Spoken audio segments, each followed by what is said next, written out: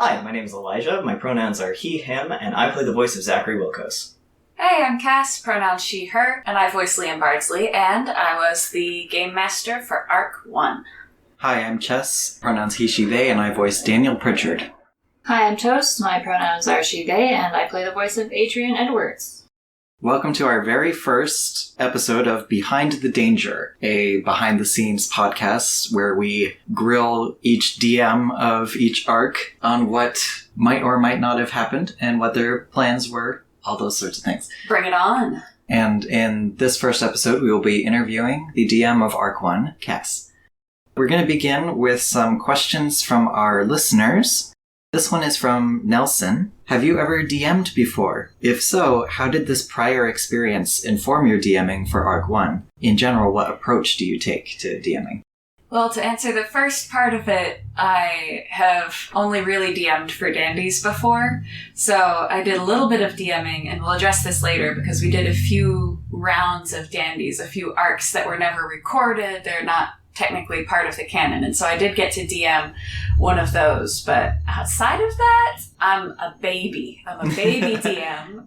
Be gentle. And so then I guess to the second half of that, what approach I take to the DMing for dandies in particular, I think all of us are trying to strive for a very narrative style. That was one of the things that we discussed beforehand, is that we are flying by some kind of fast and loose rules whenever it comes to the actual gameplay. Mm-hmm. Whatever best facilitates telling a compelling story with each of our lads, and which has the most kind of satisfying effect for the listeners, as opposed to, a lot of strict roleplay, which some people do really enjoy listening to. But for this particular podcast, we're going for a narrative base. Mm-hmm. We do get into a bit more detail gameplay mechanics in later arcs. Oh yeah, for sure. I feel like by Arc 3, we actually really have everything established more properly than we did in Arc 1. So yeah, it grows over time. I think this is still a very good arc, though. Oh, thank you. He has another question, which is, did you plan the introduction yourself, or was this something you planned together as a group? If this is referring to the monologue that I give at the beginning of Episode 1 of Arc 1, that was just something that I wrote up myself. I was trying to find a way to bring the audience into the time period in a way that would be relatable in terms of major cultural landmarks. Mm. Something that would give everybody kind of a vibe of where we are, not just culturally, but also socially, location-wise, kind of set the mood there. So that was just something that I did a little bit of research for. And I also want to say, I feel like in the way that you wrote that monologue in the opening, you really set the tone for how Dandies was going to be, even into my arc. Just the vibe of Dandies in general, even in the interludes that we do. It really has this more classic, romantic feeling of the way it's written, thanks. It really has this nice sort of setting, because you really sort of tapped into that time period of that writing style and what they were talking about and how they were describing it, and I really liked that. So as I was listening to it and as I was experiencing it for the first time, it was really nice. It was a really nice way to set what would become Dandies, even as a template for me as a player, and then for me as a future DM. Mm-hmm. Gee, thanks. Yeah, I really appreciated that because it kind of helped all of us get into mindset too. We've since started to do our own research, but at the very beginning, we had designated you historian. Mm-hmm. I think now all of us, having done an arc, we kind of all are historians to some point, but in the very beginning, it was all up to you. So I appreciate you catching us up on what was going on historically. Mm-hmm. Now we have some questions from a listener who coincidentally is named Robin. I happen to know them, and they mean this playfully when they ask, just how inspired was the Fae dance scene by Labyrinth? It was inspired in the same way that pretty much the rest of my life is inspired by Labyrinth, and I'm always striving to be as much, have the same vibes as the Goblin King. Yeah. Oh, yeah. Who isn't? So undoubtedly, the ballroom scene is deep in my subconscious. Mm-hmm. The visuals that I was picturing in the Dandies ballroom scene would be a lot more like jewel tones rather than those bright, light, kind of airy colors inside the bubble of Labyrinth. Yeah, they were a bit airy and pastel. Yeah. The very 80s. But you can definitely see some of the resonance with the Fae having horns and the masks that the Labyrinth dancers were wearing. They definitely, some of them had, horn structures and everything. And it has that same vibe with the laughter and the ominous, you can't really trust what's going on sort of thing. So undoubtedly, yeah, that's deep in my heart somewhere and screaming to come out. I think you were still quite original with it. I really appreciated the floating hair behind them. Some visuals that you can't really do in movies, back in the 80s at least. And your dance scene had the big cow mom in the middle. That's true. Yeah, that's true. There was a lot of big lack of cow mom in the original. Yeah. Which I feel really hurt it as a movie. Yeah, no, that's what it was lacking. 1 out of 5 stars. No cow mom. Can I ask this next question? Sure.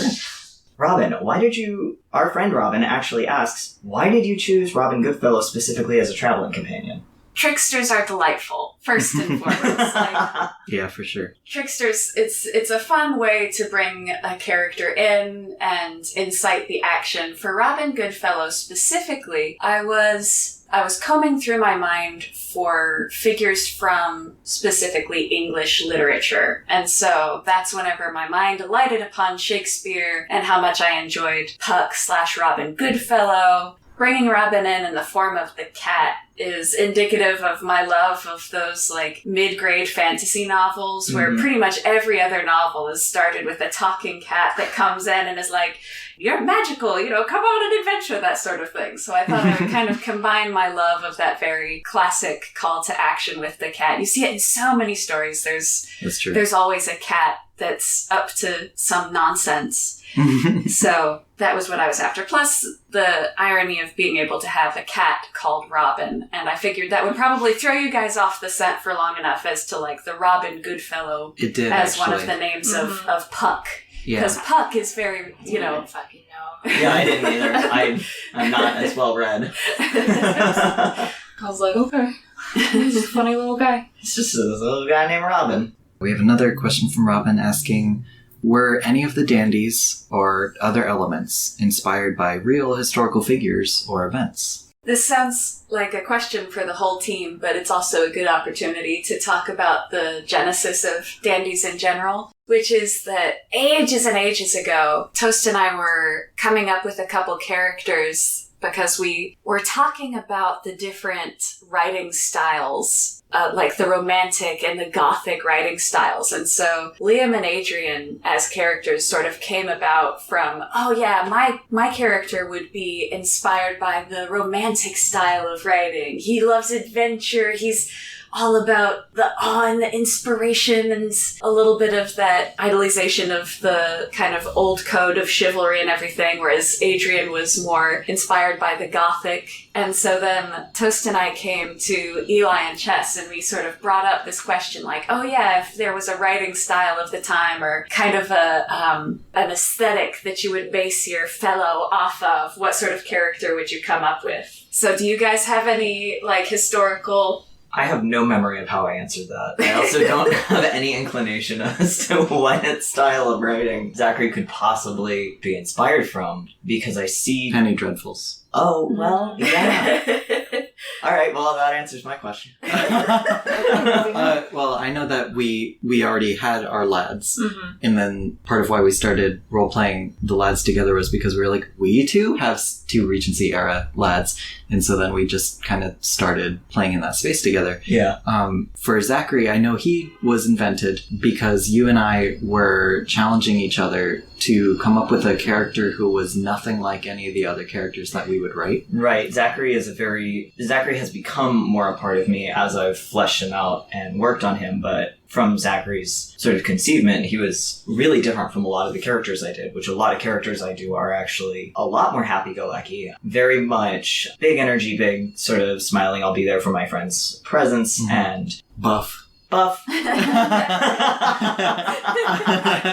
Buff, rowdy, ready to fight, ready to throw down. And so Zachary was a complete departure from that as a challenge to myself to see if I could play in any other spaces. And I'm really glad that I made him, I guess. Yeah. In response to that exercise, I ended up creating a character named Bernard, who was kind of this big, strong, chonky, redheaded guy who was a little more laid back and buff and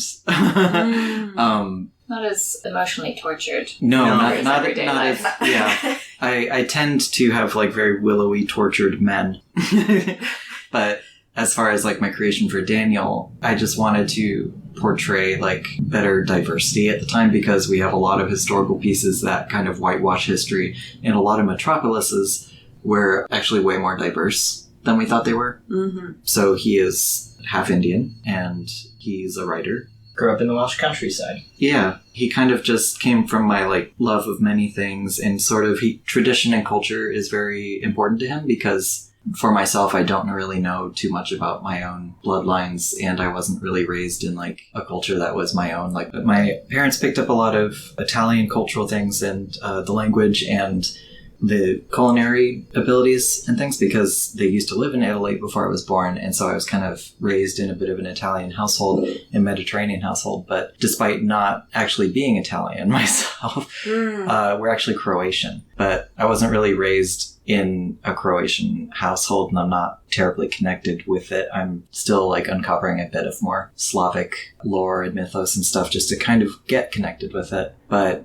I knew from the beginning that like I wanted a character who had that background and that stability and that foundation of a lot of beautiful tradition. And I also wanted a lot of my mixed race characters, and just a lot of my characters in general, had really tortured lives and imperfect families. And I wanted to create a character who actually had a really good family and who had support from all of his family. And like, we don't know this yet, but like, there are a few like Sikh relatives who know and accept Daniel's bisexuality, that sort of thing. But which, funny enough, Daniel is another departure of your usual creations of tortured men. Yeah, he's not that. He says he's not tortured. Yeah, he is live. He is live, and it was really funny. We were listening to Arc 1 stuff because I had wanted him to be like willowy and flowery, but then he kind of like showed himself as being very rowdy.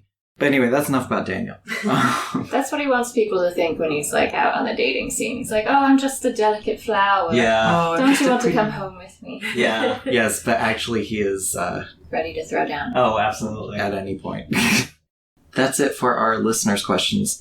Now we get to grill you. All right. For future episodes, I'd like to say that when we announce Behind the Danger, we will also be taking questions from you guys. And we will pick the questions we like the most, that are the funniest, that really make us think, and we will be presenting them on the show. So thank you to Robin and thank you to Nelson, who have given us these questions so far. They really helped, and they were great questions and really made us think about a lot. Thank you so much. Yeah, thank you. Woo! So on we go. All right. Be sure to look out for that on Instagram, Twitter, wherever we announce our stuff normally. Facebook. All right, go ahead. So the first question is from me. We'd mentioned before that we went through a whole round of campaigns, each one of us DMing, before we decided to record them. So my question is, did you feel any unique trepidation in having the responsibility of introducing audiences to the world of Dandies in Danger? Oh, yeah. Oh, yeah. Oh, for sure I did. I was incredibly nervous about how to sort of introduce this world and how fast I should jump into things and how intense it should be right from the get-go. And about halfway through Arc 1, I was completely second-guessing myself. I was like, oh my god, I've brought them into this mirror world, and they're, going from plane to plane, in these little pockets, and they're completely detached from London, and I should have just gone with like a cursed object, something nice and simple to introduce the world. But I think part of the initial reasoning behind having all of that in the introduction was I wanted to bring in like the different flavors that we'll be able to have in Dandies itself. So we've got the sort of infernal and, angels versus demons imagery whenever they go into the St. Bride's Church, which isn't actually St. Bride's, it's sort of like a replica of it. And then I wanted to bring in the element of the historical fiction by going to Westminster and really locating that in a place and time, and also using that to sort of give a little bit more context to where we are in the history of London at that point. And then the Fae, that I'll address that later, but the Fae was sort of an important thing that I wanted to touch on for that as well. So I was flitting between these different elements to sort of introduce the different aspects. It's like a little sample platter. Yeah, a sample platter. Thank you, yeah. That's cute. But no, I was so nervous about it. Especially with not having as much DM experience as well. Right. And that's really interesting too. So what made you decide that the Fae realm should be the introductory campaign? Was it just that you were uniquely fascinated by the idea of the Fae and we kind of, in our own private sessions, haven't explored that yet? Or was there something else you had intended with that? Yeah, with the ballroom scene and with using Robin as their guide, I wanted to introduce agents of chaos and something that could serve as a parallel to the society that they're existing in, because you have something similar with the London society that they're dealing with, where you can't always trust it. It can be duplicitous, appearances are very important, and things are not always what they seem. Wow. So that's kind of holding a mirror up to it, and then at the same time, it's also going to serve as an oppositional force to some of the other structures of the Dandy's world that we'll get into later. Some of the structures that rely more on authoritarianism, that rely on conformity, and so having the opposite of that introduced in the first arc. The Dandies, you guys don't know really the full extent of what you've done quite yet from Arc 1, but... Oh, God. Let me I guess I'll leave it at that, but you've awakened a force of chaos. Oh, good. Wow, fascinating. Cool. Mm-hmm. That's really, I'm genuinely very excited about that. Yeah, I am actually very excited. That sort of leads us into questions about the arc itself and actions we took or could have taken. And one of the first things that felt quite significant when we got into the campaign, Liam did a big old punch into the mirror in an attempt to escape out of Robin's little realm. And he took a big chunk of damage for that, I remember. That's pretty severe. And I, knowing you and your melodramatic tendencies, was very curious what the significance of that was, or if you had something a little more planned around that. Yeah, I did, and then I dropped it. That was one of those things where whenever I was kind of first establishing what was going on, I didn't know if anybody else would try to punch the mirror, and if somebody else had punched the mirror, I probably would have held on to it and then done a through line, because there was going to be sort of a continuous damage almost taken from that, because he was in effect punching his own reflection, which then caused him an injury. And I had this whole thing in my sketchbook, which I think you're referencing that because you saw a sneak peek of this little sketch, but it was going to be a shatter-patterned bruise on Liam, where it was sort of like he had punched the mirror, but it had injured himself. So that's and then it was going to, have greater repercussions later. But then as we continued to go through, I figured,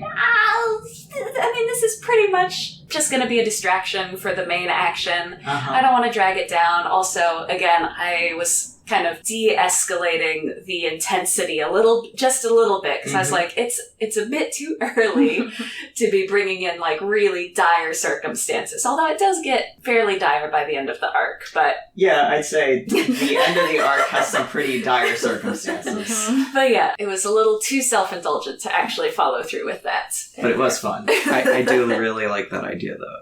Speaking of dire, what would have happened if we continued to get lost in the space between? Or if the Sandmen caught up to us? Yes! I have my notes here. Let me pull them out. I had it established that every entry into a false pillar would attract the Sandmen even closer. And then you had, if you made 3 false choices, that would have initiated combat between yourselves and the Sandmen. No way. And there would also have been visual differences as well, because that realm I had established really is like a transitional place. So I wouldn't even call that place with the pillars and the grass and everything, I wouldn't specifically call that the Fey realm. That is sort of like a crossways. You know, another common concept in fantasy and all of that sort of thing is that's like the crossroads of many different little intersecting spaces. Yeah. And so one of those, you know, connected to the ballroom where all of the Fae were, etc., etc. So there was some significance there with you didn't feel like you belonged, you couldn't feel anything because you were not really fully existing in that space. Mm-hmm. And so that's why, like, you couldn't really feel the wind, you couldn't really smell anything, but as you continue to go through, you start to feel the wind, Robin gets more eyes. I think, if I recall correctly, the place where you guys made it to was the grass was kind of a reddish-orange, and there were clouds. Yeah. And you can feel the winds. The Sandmen are standing just out of arm's reach. You guys can smell the grass. Yeah. So you are basically being more solidly brought into a space that you're not supposed to be. Wow. So that's why... God. Then if you had made a further wrong choice, let me read this here, everything would have changed to grayscale. The sky would have been white, and there would be several black suns in the sky. Oh, God. jeez. No clouds. The cold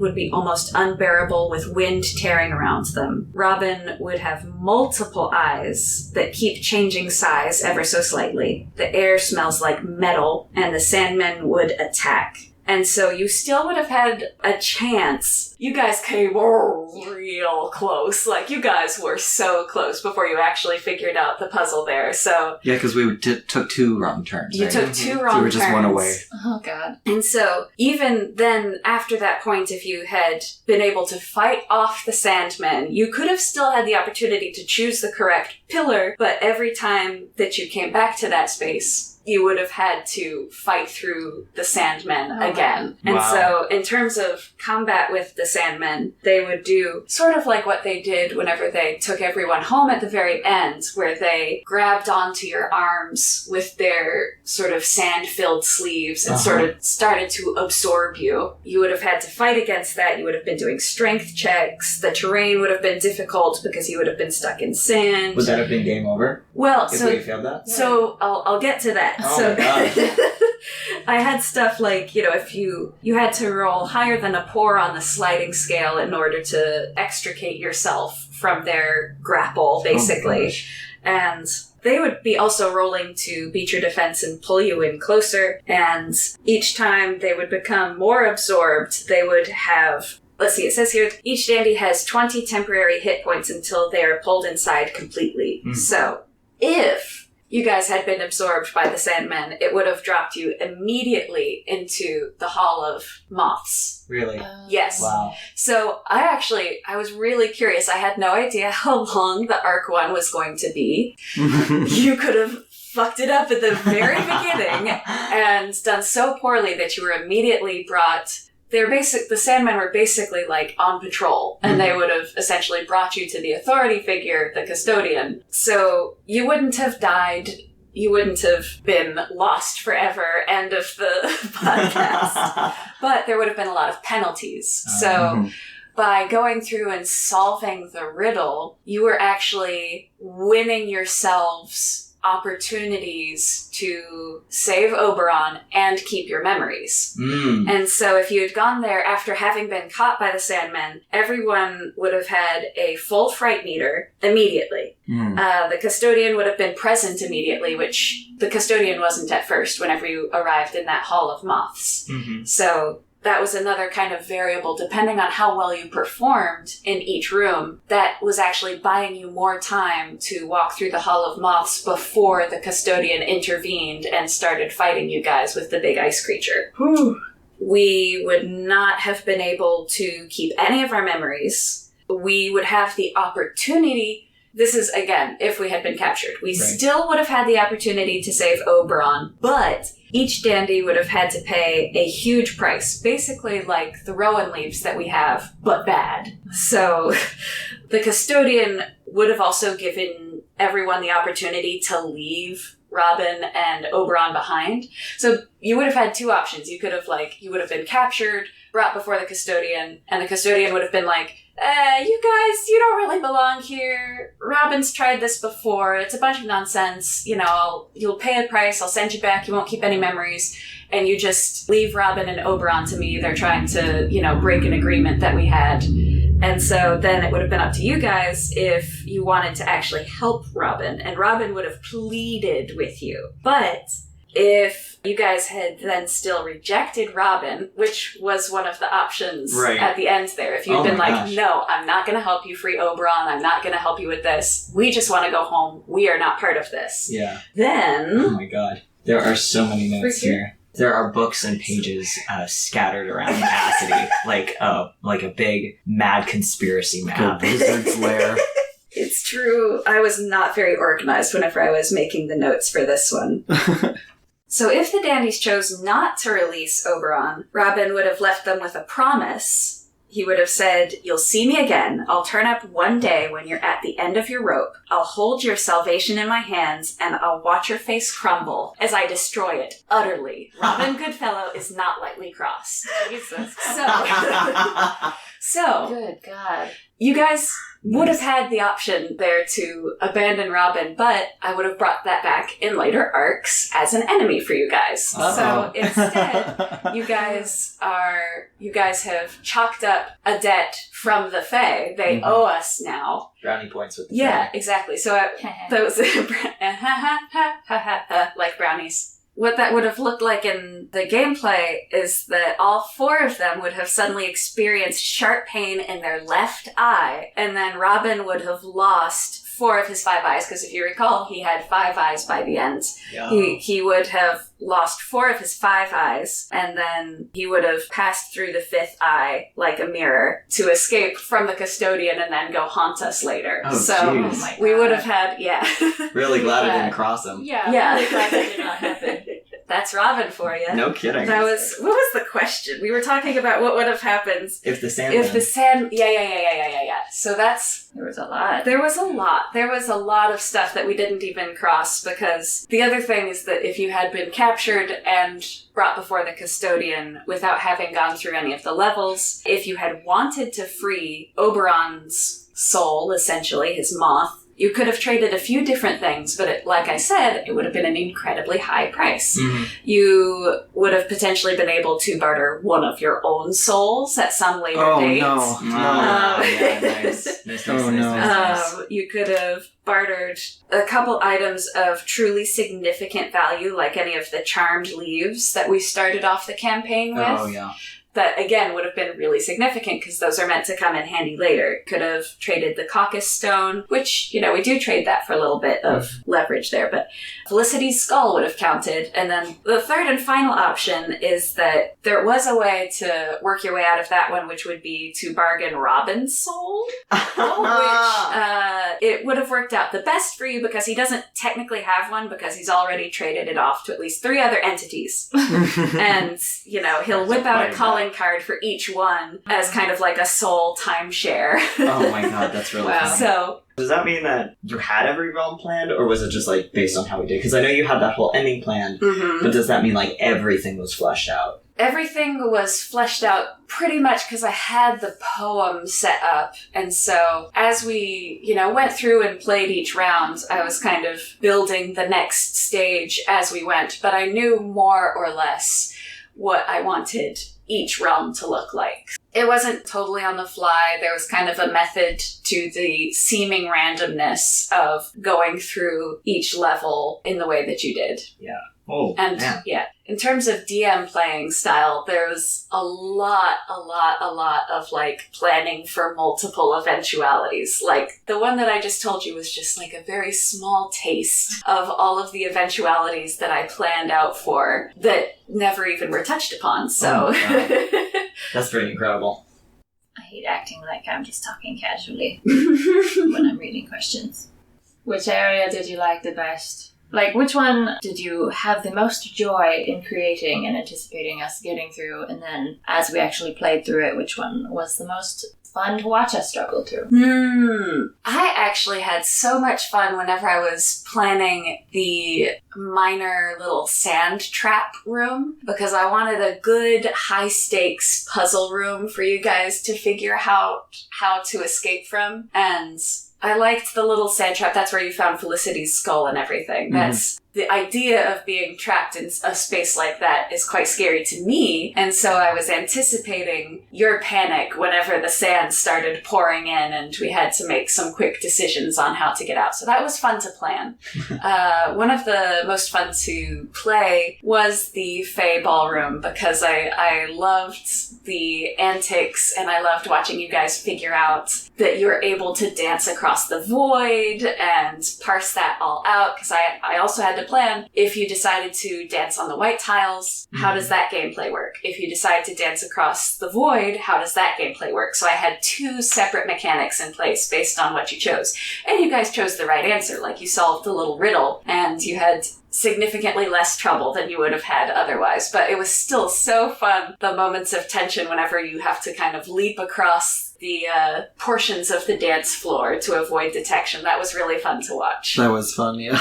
That was a very fun level to play. Did you guys have a favorite level to play? I think for me it was the dance level. Yeah. That dance level was very fun. I just felt the most drawn to it. It felt like the most compelling for Zachary, personally, because he doesn't dance. And then for him to come in and, like, save Daniel and just go, excuse me, and like, sort of come in.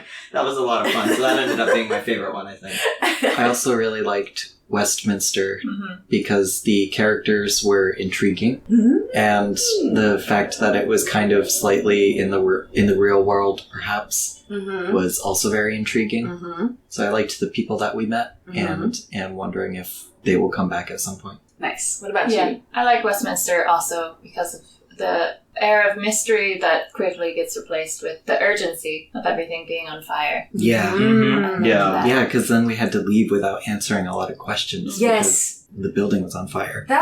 So, like, that one was also fun to plan in its own way, because I put many, many little details and Easter eggs in there, and that was part of the mechanic, because if I can intrigue you guys enough to keep investigating each room that you're passing through, that would have extended your stay, you would have failed the puzzle, you would have taken too long, you would have had more consequences. So there was more stuff for you guys to explore, but it also was not super significant. You could have gotten stuff out of it, but it was not as helpful. Exactly. Not as helpful as moving through the space quickly. So I was trying to be intriguing with the environment to distract you and keep you in one place. So tempting. Yeah. Does that mean that there was anything that you were hoping might happen, like during any of the trials? Was there anything that we did or didn't do, things that we missed that you were like, that would have been a great thing, that would have been a great story thing? Or was just passing maybe a big relief, like that we were able to actually get through that? Well, I was really pleased that you guys did figure out the riddle at the beginning after 2 false starts. I thought that was actually perfect because it added a sense of direness whenever things kept getting worse. So I'm really glad that you guys did figure out the riddle. What else? If there's nothing, it's also okay. I don't know, I really like the way that everything turned out. So I suppose things could have gone differently with the hunters in Westminster. That would have also been compelling, but I think it worked out okay. I like how it turned out. Excellent. I do have a question about the hunters, Charles and Gabriel. If we ever run into them again, because there's a chance that we might, will they remember us from Westminster? If we were to run into them again, they would have a sort of nagging thought, perhaps at the back of their memory, but they wouldn't actually have a collected memory of what happens. They wouldn't really remember your faces, except for Zachary, who is at the church, and they would see his face, just on a regular basis. But Zachary is the man that handles the payment, so you better remember the person that handles your money. Exactly, yeah. But it would be sort of like they passed through the space and then were immediately forgotten the second that they left and returned to that crossroads space with the pillars. Oh, shit. So it would just be almost like deja vu, I suppose. Just very faint. So when we get into the space with the contractors, I was re-listening to the episodes and I remember that you said that this space felt more physical. What exactly does that mean? Was it a different dimension? Yeah, this kind of goes back to what I was talking about earlier about the sort of crossroads area with the pillars. That was very much, I was trying to convey that it was a non-space. Okay. Essentially. And so whenever you were traveling through each pillar, it was taking you to different places. And so that was a place that might be somewhere, probably, not part of, St. Bride's London as you know it, but it is a place where things happen. And likewise with Westminster, you could smell the smoke. You were interacting with the people who were there, even if they won't recall that you passed through the space after you were gone. Mm-hmm. The Fey Realm being its own thing as well. So it's sort of like you had to take a very specific path in order to unlock the place where the moths were. Almost like a key entering a lock and turning each of the pegs as each of the tooths, each of the key tooths goes in. You had to do things in a particular order in order to achieve your goal. Oh, that's cool. Each time we also had to go through Robin, he kept telling us we'd have to pick him up and take him with us. And he does offer that we could leave him behind, but we might not appreciate the consequences of that. Mm-hmm. So what exactly would have happened if we had just dumped him in the crossroads or any other area and not taken him with us? That's a really good question, and I'm so glad you guys didn't do that, because I didn't plan for that. There was one point where we had a little bit of a whoopsie, and we forgot to mention that Robin had been picked up, so we had... Who was it that took the damage? Was it Adrian? Was it Zach? Oh, somebody. Yeah, he was clinging to was clinging to the back of their leg, just like with his claws. Oh yeah, he's like, No, was it Daniel? Because Daniel throws him. No, that was... I did throw him. I think it was me. I think it was Zach. I think he clung on to you. Clung onto Zach. So, to answer that question, I would have had to improv that because I really didn't want you guys to leave him behind. Like, he did need you guys in order to be able to travel through. He was not able to... Why is that? Yeah, why? So you remember how Robin doesn't have a little light that travels up the pillars? Yeah. It's because he has no soul. It's been contracted out to 3 other people already. Great. So in that regard, were there any character moments that, we surprised you with? Was there anything that you thought, Adrian was going to go down a path of doing and didn't? Or was there something you were surprised about with Zachary or even Daniel? This guy's got kicks. Oh, yeah. That was unexpected. There was one part in episode 5, which was very funny, where Zachary says a very bad swear that we had to... That was so funny. That was so funny. I don't think we've even put that in any of the bloopers yet, have we? I don't think so. I think I started those after arc 1. Okay. That surprised me. The uncensored version. Yeah. Yeah, no, that was very funny. So Danger after dark. Yeah. So yeah, that was a big surprise, is how Zachary, I was expecting kind of, from how you first built the character and some of our interactions with him before, I was expecting him to have a little bit more trepidation, a little more anxiety. It turns out your boy is full of rage. He's full of anger. Yeah, that really surprised me too. There's a lot. When that cuss word came flying out of my mouth, that I was not at the helm. Yeah, it was a very bad one. Yeah. It was, at least it by was American not, standards. By American, it was not racist. I don't know. No, It was not a bigoted comment. Yeah, so that was one of the things, I suppose. The biggest thing would be Zach being so absolutely peeved with Robin and just so finished with everything, so fed up. He wants to get out of there. Let me think. Was there anything else? Any decisions, maybe? Yeah, actually, Daniel throwing the cat. That was not something that I had planned for. But it wasn't something I planned either. It was one of my favorite moments from Arc 1. Probably one of the most iconic is whenever he throws that cat. We didn't have anything else. I suppose he could take a shoe off and throw it. Yeah, no. Ingenious, of course, but very unexpected. Cat was really the first thing within reach. Yes. Mm-hmm. I think there was some sense to be made there of that. It was really touching. I didn't know how exactly Adrian would react, or even that Liam would get so fucked up by the end of it, but it was very touching whenever Adrian goes running over and is fully distraught whenever Liam dropped to 0 hit points. It's upsetting. That's his only anchor into, like, the real world of having friends. Oh, yeah. Kind of just fucking died. So please, you have to live. It'll be so awkward if it's just the 3 of us. God, it'll be so boring. Liam is his emotional support extrovert. Yeah.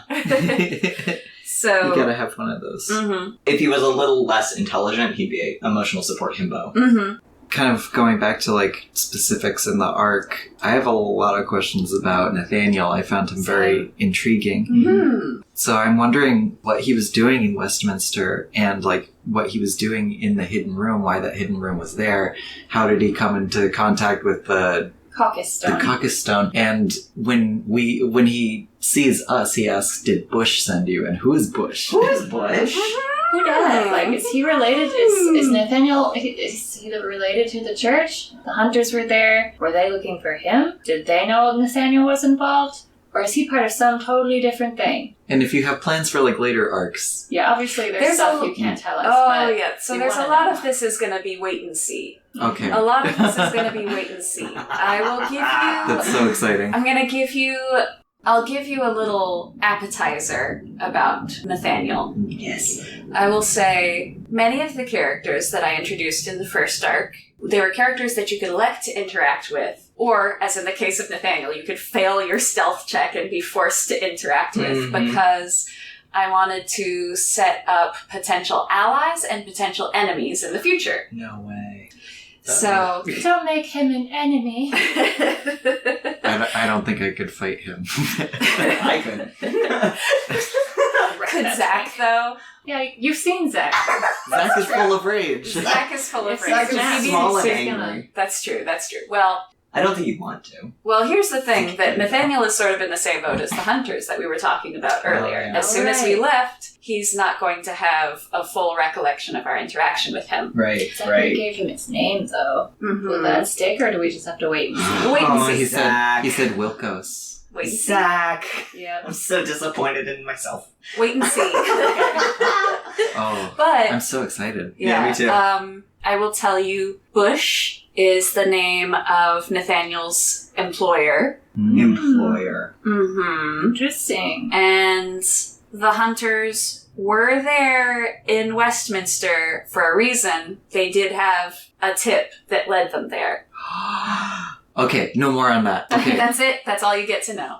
that's so exciting.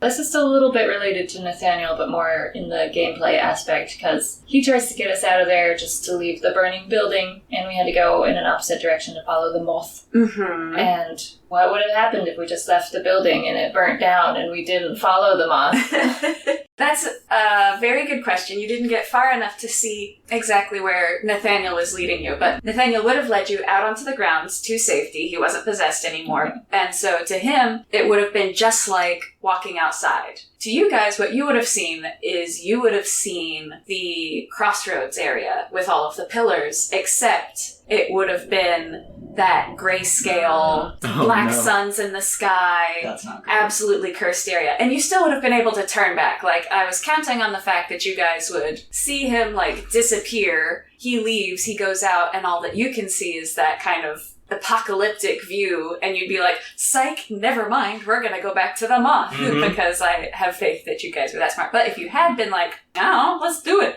and you had gone there, then that would have triggered the, Like you if know, we hadn't captured seen the moth. Wow. Yeah, if you hadn't seen the moth, that could have triggered the captured by the Sandmen thing. Oh, wow. So there were multiple instances in which we could have failed so hard that we go right to the end. Exactly. That's cool.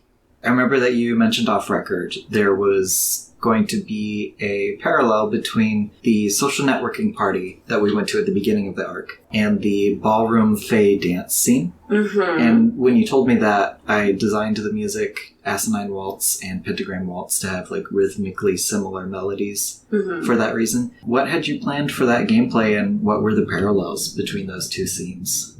For that, a lot of that was based around the possibility that you could have taken the white tiled path Mhm. So if you had decided to dance with the Fae, then your rolls from earlier during the ballroom scene, what was it? I remember Liam got 18, and I think the rest of you did not roll quite so well. Yeah, we all did really You did poorly. very poorly. So the rolls that you made from that would have been reversed. So Liam would have been at an incredible disadvantage during that dance because he rolled so high, because it's kind of a mirror image, right? It was flipped. Oh. And so since he rolled an 18, he would have had to roll... She's got the chart in front of her. Yeah, he would have had to roll 18 different saving throws, like, Oh my god. during each, like, interaction that they had. That is insane. And so the Fae would have also shown a particular interest in different aspects of each lad. So if I recall here, they would have... So gameplay-wise, Zach, Adrian, and Daniel would not have needed to do nearly as many saving throws, but the Fae were still interested in them. So they wanted Zach for his eyes, because you know he has the sight. Yeah. That's what they would have been after Oh, if Lord. he had been dancing. With Adrian, they would have wanted his sharp tongue. Would he ever got a Ooh. bad touch kiss? I don't know if I wrote that down. I don't know. Oh, well. We'll never know. Well, it's either that or they're just like sticking their fingers in his mouth. Oh, man. It's possible that that's what I had in mind. I don't know if I have that in the... I just have it for if Adrian had lost his tongue. I think, what it would have been is... He wouldn't have literally lost his tongue. I think what it was he would have, in the way that Daniel got that glittering handprint on his chest, Adrian would have had a glittering handprint across his mouth, like somebody closing it. Oh my gosh. Yeah, and Zach would have had the prints over his eyes. Stop. That's What did, That's what scary. did they want from Liam? His breath. So where would the handprint be? Like on his neck? on his neck. Mm-hmm. Yeah. Oh Yep. my gosh. So... So, like, what toothpaste you using? Yeah, I was about to say it's that Irish spring that naturally flows out of them. Okay, so gameplay-wise, like, if Zach had then lost the sight, he would not have known where to stop to, like, get off of the dance floor Oh gosh. to, like, go to the moth, Right, and would have had to roll with disadvantage when the Fae tried a very nifty thing, which is to feed him. They were going to be very invested in feeding each of us food in this little mini Fae realm. Bad idea. So that's... Oh god, there's a lot to explain. They were trying to trap us there. They were, essentially trying to trap you there. Since you danced across the void, you were interacting with what I titled in my notes, and I don't know if I called it this in the game, it would have been the Soul Swarm, which was floating up at the ceiling of this sort of draped canvas tent-like area. That was these creatures that were sort of amorphous. They would have been changing into each other, shifting around and everything. So what the Fae would do is they would reach up and they would grab one of those from the air as it flew by and crush it in their hand and turn it into a piece of fruit. Oh my gosh. And then try to feed that to each of the lads. And of course that would be very tempting. If the lads failed that attempt to, like, avoid their thrall, then they would have eaten one of the fruit, and if they did eat the fruit, then they would start to kind of, like, levitate up towards where the soul swarm was. Yeah. In the To sense become part of the soul swarm. So these sort of creatures that are up there are sort of meant to be other beings that had been trapped in this little tiny Fae realm. Oh my gosh. That were going through the cycle of having their souls consumed, like, but in a nice way. These guys are jerks. If that had happened, was there a plan for getting us out of that? Like, because Robin was there, would he have just been like, back, and hit us down up in the air? God, that's really cute. I did have it in my notes that if one of them started to float up, that Robin would be like, oh, wait a second, fuck no, and try to, like, jump on top of them to push them back down. And Titania would also have intervened eventually. Thanks, Mom. Let me see. Yeah, okay. I think that was most of the stuff. I had 8 different kind of rounds of dancing where we all would have been rolling saving throws against their thrall. Oh my so gosh. that's what would have happened. Oh my god. I'm glad we danced by on black cobblestones. Exactly. Yeah. So you were rewarded for paying attention to the riddle. Yes. Alright. We aced that. Yes. Another part of the mechanic is that how you performed granted you a moth at the end of each round. Mm-hmm. So Liam ended up with a moth and Daniel ended up with a moth. Mm-hmm. If you guys had done better job sneaking in the first round, then we would have had a third moth, and essentially only one of us then would have had to give up memories of the place. Oh yeah. So that's if we had blundered through the entire thing without really listening to the riddle, then we wouldn't have collected those memories of virtue and felicity. Yeah. And so using virtue and felicity is what kind of allowed some of us to escape with our memories. So it felt like we lost at the end. Like whenever we were like, what did we do wrong? Like, why do we have to trade our memories of this place? It's like, you didn't do entirely wrong. It's only like you got a midway success. Like some of us had to give up the memories, and other folks, you did well enough that you didn't have to trade them away. It was their first adventure, and Yeah. to be honest, for their first big out-of-world adventure, these 4 who had no prior experience did pretty okay, I think. Wait a minute. Daniel did a good job and he still lost his memories. I'm not saying- You're welcome. No, I'm not. I'm saying the 4, for a midway success and for their first adventure, that's what I'm saying. Mm-hmm. I just want you to acknowledge the sacrifice that my noble boy has made. You did so good. Thank you. I get to eat chicken later. The Fae are in this, as we've established. And I don't know. I know all the basics that most people know about the Fae and fairies from most Western media. So, was there a lot of that you took from? Are you building your Fae lore off of pre-established traditional stuff? Or how much came into this world building out of your own little noggin? A lot of it is a pastiche, to be sure. It's hard for me to claim pretty much any of that as truly original, aside from some of the aesthetics, the Fae are well known for being enthralling, being charming. You don't want to eat food in the fairy realm or you'll be trapped. A lot of that is sort of the typical lore. And obviously I was drawing a lot from the characters of Midsummer's Night's Dream with Titania, Oberon, Puck as David some Bowie. of the major players. Exactly. So I don't want to claim too much of that as original, aside from the reskin, basically, with the aesthetics of the floating hair. I wanted it to be very ethereal. In a way, they're a little bit non-traditional since they are all trapped outside of the natural world, which is where you'll usually see the Fae, but there's a reason for that in the story, that they are that was not... the plot. Yeah, they're not able to get back to that sort of natural world. So in that way, I suppose it's a little bit different. And I thought the horns would be cool. They are cool. I thought that would look neat, and it'd be a fun way to kind of visually differentiate them from other incarnations of Fae that have been introduced before. And I thought, it's not entirely demonic imagery, but there is a little bit of an overlap there between their sort of chaotic nature, unruly, and the traditional, devil-horned character. There's kind of an earthiness to it, too, though, and being a horned animal, that connection to animality. This question don't lead out of or into anything, but when we were in the big hallway with the fan that kept pushing us back and it had the opening closing eyes on the floor, I remember you mentioning there was actually a secret puzzle to go around that whole mechanism. Oh yeah, there was. So that's another thing that would have bought you more time in the moth room, the Hall of Faces, I called it in my notes.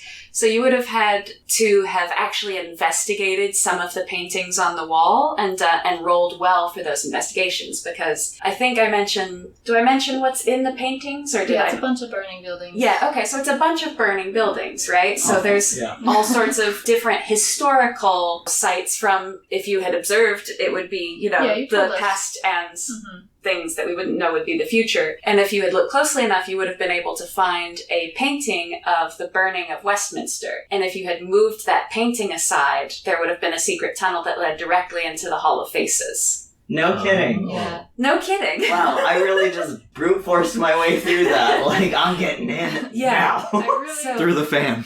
like, I'm pretty sure you told us what we're in. I swear to God, you did Yeah. say Westminster was one of them. We Yeah. just were like, okay, Yeah. and ignored them. Yeah, no, I was trying not to make a big deal out of Yeah. it because it would have been like, I was waiting to see if anybody would be like, oh, Westminster, we were just there. I wonder if that's significant. And, look around. Because there was also a hidden room in Westminster, Mhm. so that would have been a Oh. connecting clue. Mhm. God, But we're dumb. my brain. It's all right. So tiny. My brain's so smooth. Yeah.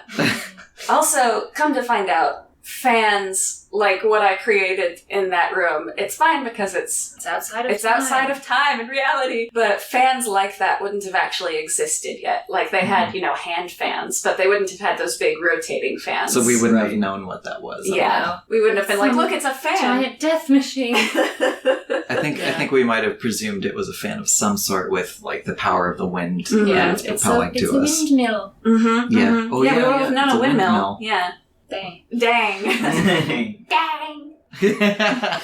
This also doesn't really segue into anything, but I think that's okay because what I'm interested in is you made so many different characters, Mm-hmm. all of which have really unique voices. So in animation, a lot of times, what they'll do to differentiate different characters is silhouettes. But for an audio thing that we have, we only have our voices to really Mhm. differentiate a lot of these characters. Were there any voices you did that, were really fun and that you really wish you could do again? Robin ended up being very fun, even though it was sort of hard to pin down whenever we had several weeks in between recording. And I was like, what was Robin's voice?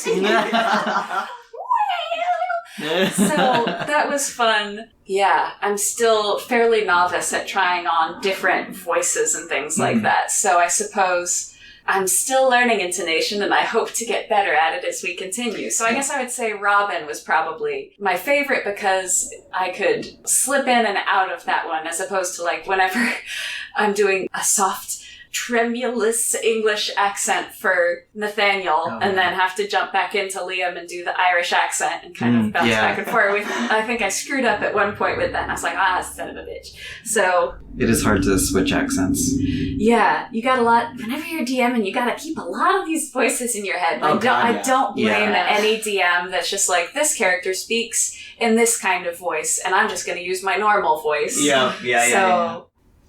Oh, it's me. Oh, yeah. But speaking of characters, there was Felicity and Virtue, and I remember their whole thing. They were going on a journey to help their little sister, Hope. Mm-hmm. And I always wanted to know if Hope, still exists out there in the real world, because they're from a little while ago, Felicity and Virtue. So at least would be 100 years ago or so. 100? I thought it was 50. Okay, No, never it was mind. Hope's 100. fucking dead. Yeah, Hope's gherkins and beans. Sorry. Oh, my wife's making an interesting face, so maybe she's not. Oh. Maybe Hope was taken by the Fae and Is will be that- a character later. This is a straight up wait and see. Alright. Oh. I mean, that's you're cool. still holding on to Felicity's skull. Yeah. Yeah, you still have that. What? Is it gonna reanimate? Oh, that would be fun. I'd love a little skeleton buddy. Gotta find the rest of her body first. Where are you going on this adventure today? We're like, Felicity, your voice is so not like what we thought it would be. I'm a skeleton now. No, that must be it. It's the skeleton accent. Yes, Yeah. that is the skeleton accent. All Yeah. skeletons talk like this. Yeah, that's a straight up wait and see. Huh? That's awesome. That's very Okay. exciting. Do you have any moments as a DM where you just look back on and you were proud of that moment? Let me think. I mean, doing your whole first campaign. Yeah, I'm that's proud of that. pretty good moment. Actually doing it and finishing it, I'm pretty proud of. Yeah. And you also got us from A to B alive. Aside from Liam going down, I think, once, Mm-hmm. there really wasn't any major times in which you ever had to say, oh, we have to stop because I have to rethink everything you motherfuckers did. I don't know. I was mostly just very excited that you guys were pleased. Oh, I know exactly what it is. Woo. Okay, so first of all, I was excited that you guys were engaged in the world and that you seemed to be having a very good time and that you wanted to know what happened next and that you were interacting with all of the characters and puzzles. But I think probably my proudest moment would be whenever I first introduced the Sandmen and whenever you guys messed up the first 2 times and they got within a hair's breadth of your characters, and everybody was just like, oh no, oh my god. That was so gratifying to hear you all freaking out, because I was like, I think this is going to be scary. I think it'll be spooky and unnerving. But then to have you react like that was gratifying. The horrified screams of my friends. It was very eerie. Yeah, it was super eerie. Yeah, I want to bring more of that. I want to scare you guys next time I DM. I want to be scared. I want to make you afraid. I can't wait. Wait. Yeah, I'm absolutely already shaking with anticipation. So, like, on that note, you're going to be coming around again. As of right now, we're working in Arc 3, and you're going to be up again soon. Mm-hmm. So, after doing your first campaign, going through all this stuff, is there stuff you learned that, as you were teething as a DM, that you would want to do differently, or other kinds of things you would incorporate in the future? Like, as you said just now, more spooky stuff. Yeah, I want to flex my improv muscles for sure. And I was going to ask about that. Yeah, I think that'll kind of happen naturally over time, but with Arc 1, I spent a lot of time, as you can see from the copious notes that I've been reading through to answer these questions. She's half buried under some of them. Yeah. I had to, I was planning for a lot of different eventualities, because my improv skills are not as strong as a DM yet, and so I was trying to arrange basically what are those books? Choose Your Own Adventure books. That's basically what I ended up doing, was a Choose Your Own Adventure book. And so that's one thing, just generally speaking, that I want to kind of flex as I get more comfortable with our characters and with each other.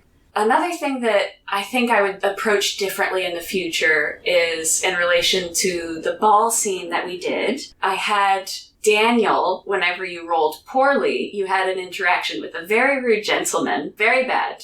And so the intention behind that was to establish that they're operating in the world of London that is still going to create unique challenges for Daniel and for our lads, because there is so much classism and all of these sort of things, and racial oppression and prejudices. But what I would do differently in the future is that I am not going to be using a microaggression as a game mechanic. There's a difference between, like, creating a narrative for, like, a story or a movie versus introducing something in gameplay. Yeah. And so, as a white DM offering a microaggression to a white player, like, it's not a good look. It's not cool. So that's something that I'm going to be doing differently in the future, just because we want this to be a good time.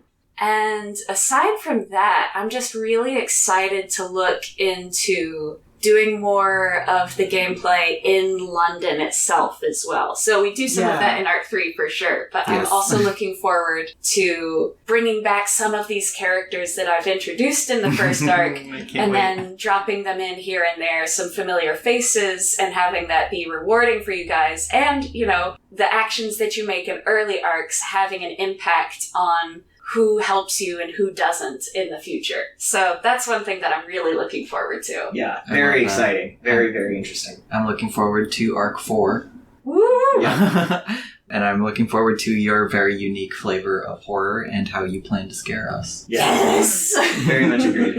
All right. I think you did a really good job as our first campaign DM. Same. It brought all the right kind of vibes and adventure and fun to the game, and I'm really grateful to you. Oh, thank you. You put us in a nice setting where there was dire and there was danger, but it was a nice way to get to know the characters under stressful situations for sure, but situations that weren't pushed to a high degree of stress. In the way that my arc definitely pushed everybody. It was very fantastic. Yeah. It was a very good starting point to ask, who are these characters? What motivates them? What happens to them when they're pressed? So I really, really appreciated that angle that you took on it, and how it has given us this foundation for us to continue to grow with these boys. I think you did a really good job, and I very much appreciate all the hard work you put into it. It very much felt like an arc where we would be revisiting a lot of what was laid out in it. So that's always a really good place to start. And I had fun on that adventure. And even though Daniel doesn't remember, I remember it. I had a lot of fun. Now we are owed a great favor from the Fae. Yeah. Which is always good. Which, we should hang on to just in case things go really poorly in Arc 3. Oh, man. Just throwing that out there. Boy. Oh, brother. So, Oh boy. Well, I'm glad you guys made it enjoyable for me, honestly. Like, no matter how much I planned out, the real joy of it was hearing you guys react in ways that I could never have predicted. That's really the joy of having a role-playing game like that, is having it be collaborative storytelling. Yeah. Thank you for crafting such a lovely gift of an adventure for us and for our listeners. Well, thanks. All right. Thank you very much for listening. That was our first episode of Behind the Danger. Look forward to more from us. There will be an interlude next, and then we will move on to Arc 3. Bye. Thank you so much. Bye. Goodbye.